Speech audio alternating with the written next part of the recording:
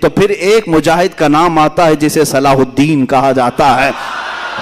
صلاح الدین ایوبی کون ہے؟ ایک وہ مجاہد ہے، سپاہی تھا اور نور الدین زنگی کی تربیت میں رہنے والا، کشا کشاں چلتا تھا۔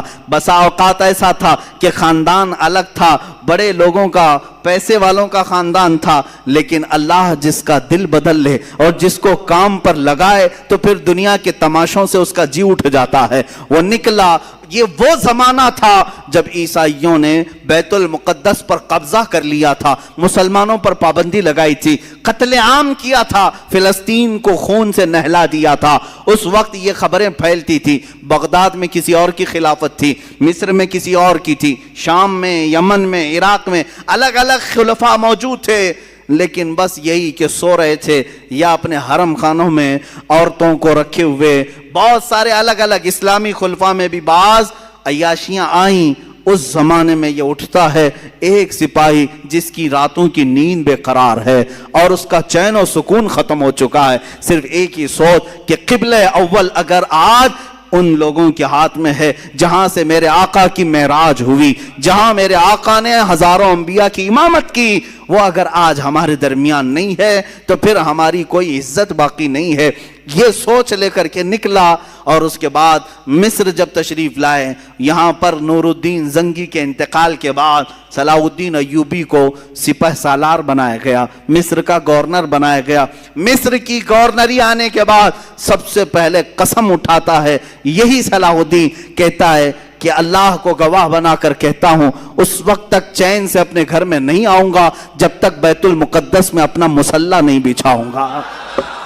اتنا ہی نہیں، ایک جگہ سے گزرتے ہوئے ایک بڑھئی کو دیکھا جو ممبر بنا رہا تھا اور پوچھا بہت خوبصورت ہے، میں خرید لوں؟ کہا لے لو۔ کہا اسی دن یہ نیت کر لیا کہ اس ممبر کو میں بیت المقدس میں ضرور لگاؤں گا، اور وہی ایک حوصلہ ہے، ایک عزم ہے، اور اس کے بعد نکلے۔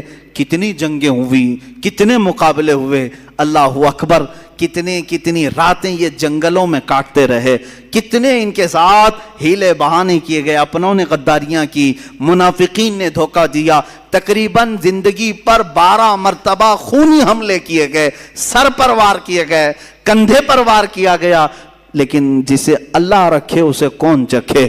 اللہ جس کی حفاظت فرمائے۔ صلاح الدین ایوبی سے جو کام لینا تھا وہ کام لے کر رہا، رب تعالیٰ کی یہ منشا ہے۔ اس کے بعد ایک وقت وہ بھی آیا کہ صلاح الدین ایوبی کی تاریخ میں حیرت کی بات میں اگر آپ کو بتا دوں، ایک وقت ایسا بھی آیا کہ صلاح الدین کے پاس 12,000 کا لشکر تھا، سب سے بڑا لشکر ہے، 12,000 کا لشکر تھا۔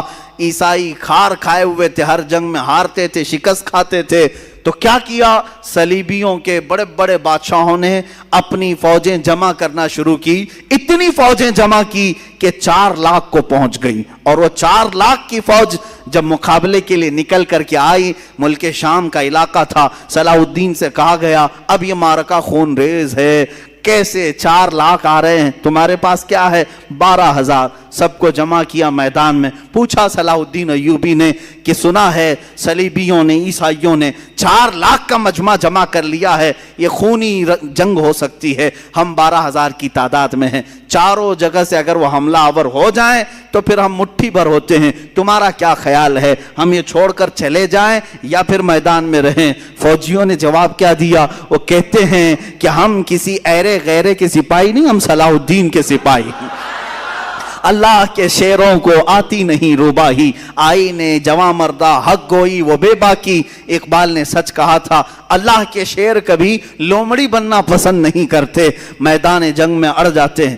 اس کے بعد ہوا یہی، تاریخ نے دیکھا صلاح الدین ایوبی کی 12,000 کا یہ لشکر میدان میں اترا، 4 لاکھ کی فوج کو انہوں نے 3 دن کے اندر اپنی سیاسی بصیرت سے ایسے ٹکڑوں میں تبدیل کیا کہ تقریباً 8 ٹکڑوں میں الگ الگ انہیں بانٹ دیا، الگ الگ طریقے سے، اور مقابلے کے بعد تاریخ نے آج، یہ میری اپنی لکھی ہوئی بات نہیں کہہ رہا ہوں، عیسائیوں کے جو بڑے مورخ ہیں، تاریخ داں ہیں، انگلینڈ کے جو بڑے تاریخ داں ہیں، انہوں نے لکھا ہے کہ 4 لاکھ کی ہماری فوج کو صلاح الدین نے دھول چٹا دیا، سب شکست کھا کر کے چل پڑے۔ عزیزان گرامی، اسی صلاح الدین نے پھر بڑھتے بڑھتے بیت المقدس